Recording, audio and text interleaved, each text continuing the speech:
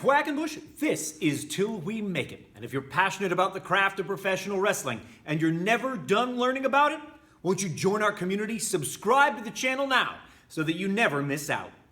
A topic that does not get discussed enough is the inherent value in off-the-radar bookings.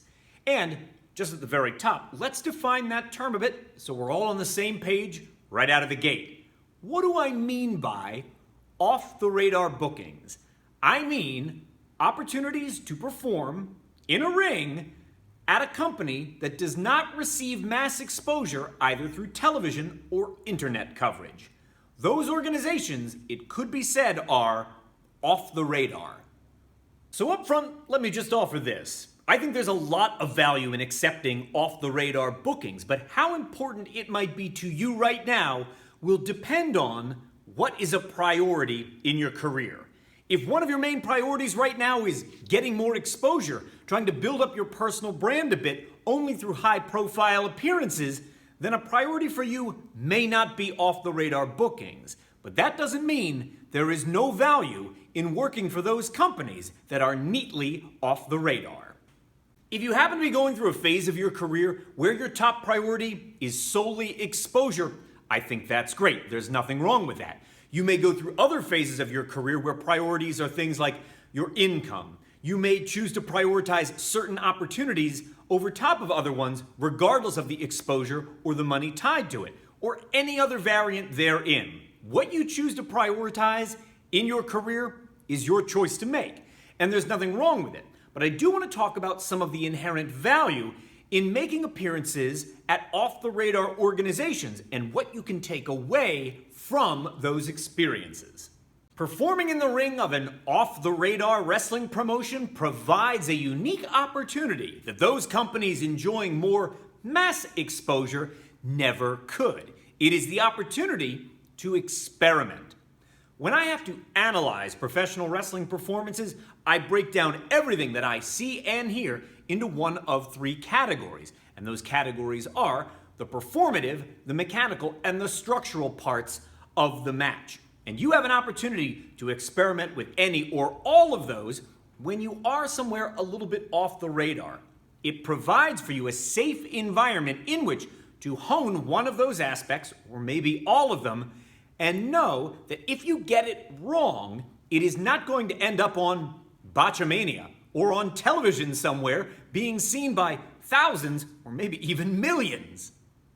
So as an example, taking a booking at an off-the-radar wrestling promotion will allow you the opportunity to experiment with the performative aspects of professional wrestling.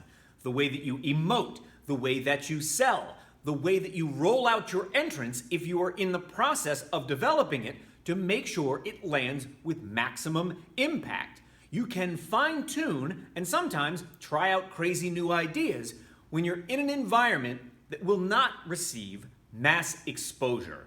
And off-the-radar promotions are precisely that. Remember, they don't receive much attention, if any at all, online, nor are they being broadcast on television or via cable. And as an example of the mechanical aspects of professional wrestling, these off-the-radar bookings will give you the chance to try out new moves, spots, or sequences, and then evaluate whether or not they are ready for prime time. You can listen to the reaction that they are getting from the live audience.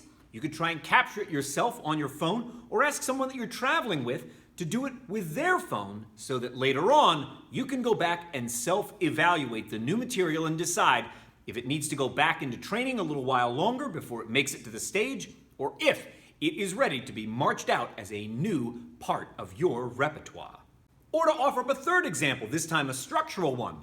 Well, let's say you want to see what happens when you truncate 3-act structure into just 2 acts. Or maybe you're experimenting with the rule of threes, or EEV, as I like to refer to it. Maybe there is some new kind of structural idea you discovered in your own studies and research, and you can't wait to see how it might be applied to the pro wrestling art form. Well, of course it is best to do that kind of experimentation somewhere where the stakes might be a little bit lower than walking out on live TV, or at an organization that has high stakes and a high level of exposure where that kind of flop could seriously impact your forward career momentum. So maybe it's finally time for you to debut that esoteric new character you've been working on. Or you've got to jettison your entire old arsenal of moves following an injury that you've incurred, and you've got a brand new style, a brand new arsenal of moves you need to start getting reps on. In any of these cases, an off-the-radar wrestling promotion is the ideal place to go through the process of experimentation, evaluation, and refinement to make sure you get all of those tiny details correct before a high-stakes or high-exposure booking lands in your lap.